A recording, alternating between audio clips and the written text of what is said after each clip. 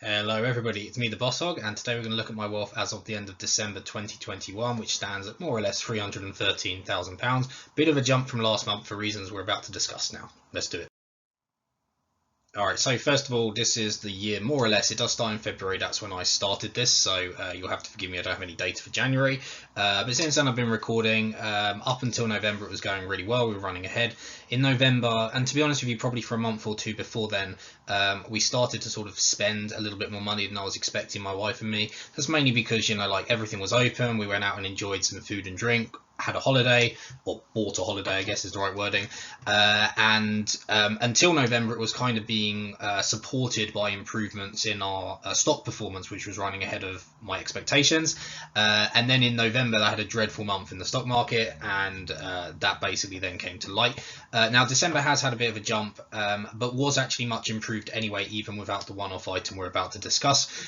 So I was actually quite pleased with December, especially considering December has a couple of one-off costs as well. So my vet bills for my pet were 1.2k, and although we do have insurance, which we will be claiming for most of that, that is a one-off that we weren't expecting.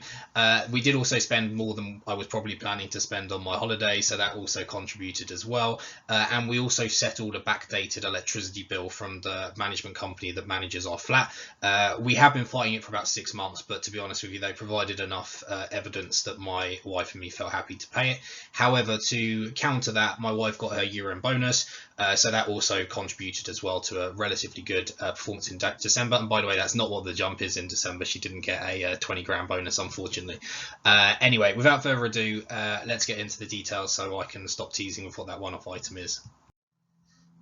Alright, so it becomes pretty apparent, I think, the first line here in this table, there's a big jump there of 22,000 on the property value. I had suspected that we were being too conservative in our property value. We bought it 5 years ago for 455. Since then, I've been basically doing almost no growth, certainly less than London, the borough, the UK, etc. I guess because I'd rather have been too pessimistic than not. We got this valued by two different companies, estate agents, as well as I got two prices from very similar flats in our extended block of buildings from Zoopla, that are currently for sale. Basically averaged the four of them together and got a new house value of, I think it's 487. We'll see in a second on the details. But anyway, all of the quotes were incredibly close to each other. There was barely less than actually 5% between the highest and the lowest, so it was pretty consistent across the board. So I decided to basically crystallize that one-off charge, basically re-rated my assets, right, from a kind of business perspective. I had been talking about doing this for a while. I almost didn't include it in this, but I think as long as I'm open and honest about what that impact is, I think it's okay. And like I say, even without this one-off, which I will be kind of factoring into future, it was still a pretty good December anyway. So let's round off the rest of December.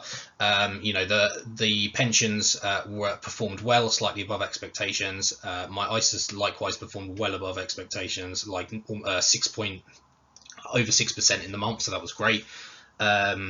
And yeah, everything else just went okay. Like costs, like I say, were really high. We definitely had the year-end bonus, which supported that a little bit. And we're owed a credit from our insurance now. We're owed a credit from nursery as well, which sort of closed for some of December as well. And I think also, although we were on holiday and spent a bit more money, it also meant that we had fewer costs at home, right? So that sort of saw a reduced cost from that perspective as well. So I think, like I say, it is a one-off. It is what it is, and that was the impact it had. So yeah, and this is the home equity bit. So you can see here again in the table there the big jump. What that really meant though is that my home equity increased from sort of just over 31% to almost 35%. That's really because like the re-rating in essence is pure bottom line, right? The house value increased, but what we owe the bank didn't change. We still owe the bank the same because we took out the mortgage on the original amount of the house. So in essence, that all just went down to the bottom line, which in effect means that I own more of the total value of the house, right? So again, this is a little bit of an accounts juggling. Basically, it does flatter, absolutely. It does also feel really good to be now above 33%. That's one of the milestones, and to be honest with you, the bigger milestone is 40%, because certainly in the UK you can get bigger discounts, I guess, cheaper mortgages when you own more than 40% of the value that you're asking for. So that should be really good. Actually, that's going to be kind of one of our short-term targets to hit that 40%, ideally before we remortgage again, which I think is in just over a year. So that would be nice to have that actually, because I'm pretty sure it would make quite a big difference in the monthly what we have to pay back. Or maybe we keep up the same payment, right, and just pay it off slightly quicker. That might be a better idea as well. But whatever we decide, that's going to be a medium-term target for us to hit. All right, so pensions going solidly, as I've discussed. Nutmeg here, this is my consolidated pension from previous employers, so not my current one. I kind of consolidate it once I leave a place. So actually that did really well considering it had no capital in, right? That's pure growth. And also because I'm not adding any more money into it, so there's no chance to basically average down. It's slightly less risky than my other pensions. So in this case, Standard Life, the second one there. So to perform as well as that is great. Standard Life also performed well, but likewise had a capital contribution, so much less exaggerated, but still a solid performance because the capital contribution is like 700. So again, it still did okay. Consider, it's only like £100, but again, it's on a small value, right? And then my wife's likewise. I will be able to break this down next month because I do now have some documentation. My wife's company was bought out by another company who have a different pension provider, so they basically left her with Royal London on this one, which is kind of what I've just been grouping them together at the moment. But technically my wife has Royal London and People's Pension. It's just I haven't got the details of the People's Pension until late December and haven't yet done the admin. So moving forward, I'll be able to break that down. I'm going to do something very similar with my wife's pension as well. So the Royal London, which is the pension that's no longer receiving any money into it, we're going to keep that slightly less risky. When I say risky, certainly for Nutmeg and Standard Life, their risk is on a scale of 7. So, non-risky I do 4, and then risky I do between like 5 and 6. So it's just kind of, it's still some risk. It's not like I'm running it like bonds or anything. So I'll do something similar with my wife's anyway. And we should be able to break that down from next month and moving forward. So I guess something to look forward to if that's your thing. But yeah, that's pensions currently.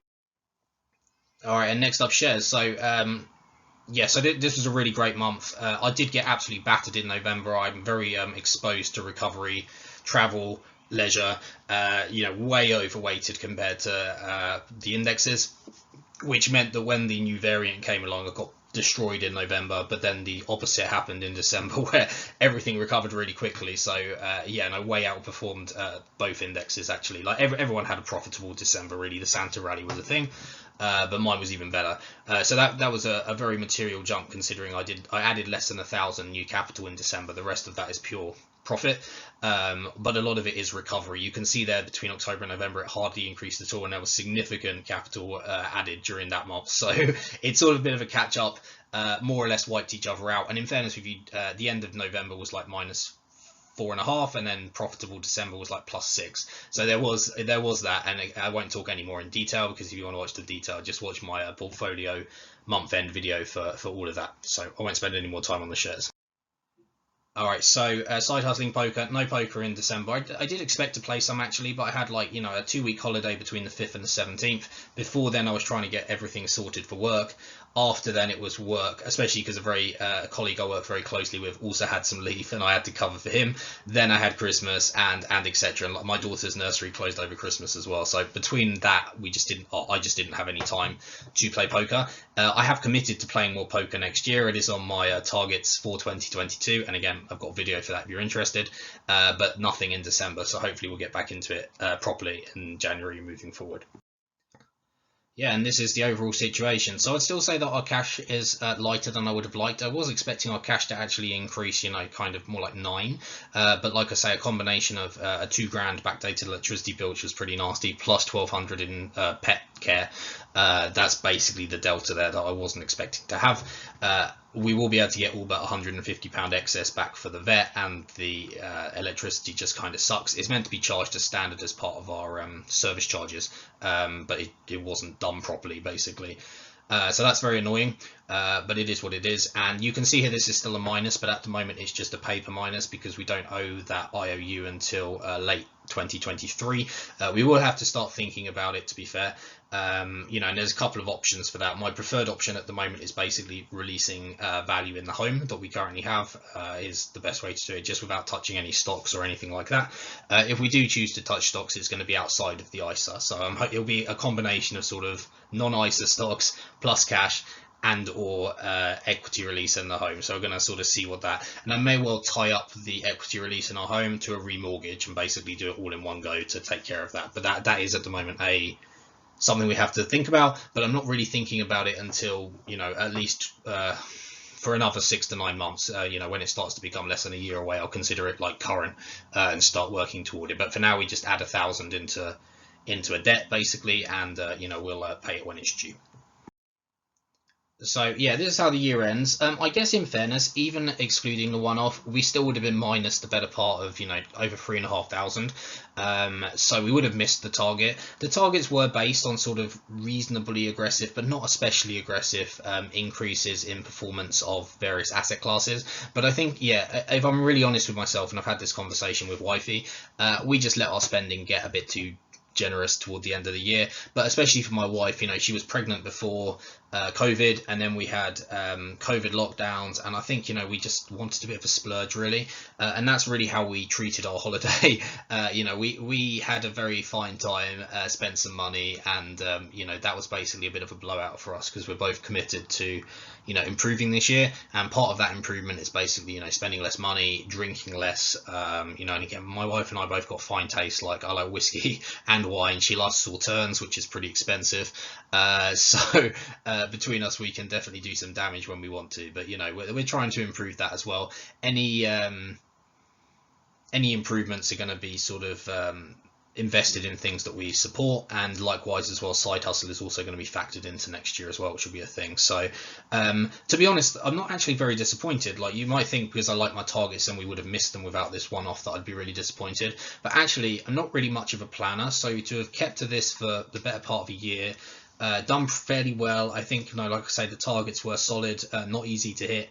I'm actually quite happy, because again, like, it's very obvious to me as well, like, how we can improve this, and that's what we'll be doing. And what I'm actually going to do as well is I'm going to be a bit more transparent in how I plan for next year. So there'll be a video shortly after this one talking about any assumptions I'm making, what the sort of costs and income and expenditure and investments actually are that go into making this.